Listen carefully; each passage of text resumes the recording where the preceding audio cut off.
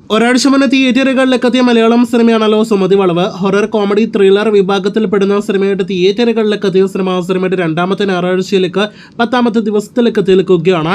സിനിമയുടെ 9 ദിവസത്തെ കേരള കൃത്യമായ കളക്ഷൻ വന്നു കഴിഞ്ഞിരിക്കുന്നു. അത് പ്രകാരം ഇന്നലെ വരെയുള്ള സിനിമയുടെ കേരള ഗ്രോസ് 12,80,00,000 പിന്നിട്ടിരിക്കുന്നു. സിനിമയുടെ കേരള ഷെയർ 5 കോടി പിന്നിട്ടിരിക്കുന്നു എന്ന് പ്രത്യേകം അറിയിച്ചുകൊള്ളട്ടെ. ഇനി 10ാം ദിവസമായ ഞായറാഴ്ച ദിവസത്തെ ഇന്നത്തെ കേരള ട്രാക്കിംഗിലേക്ക് വരികയാണെങ്കിൽ ഇന്ന് 60 ലക്ഷത്തിലേറെ കേരള ട്രാക്കിംഗ് ഗ്രോസ് നേടിയെടുത്ത് ശ്രമിക്കുന്ന 1,30,00,000 കേരള ഗ്രോസ് ആണ് പ്രതീക്ഷിക്കുന്നത്.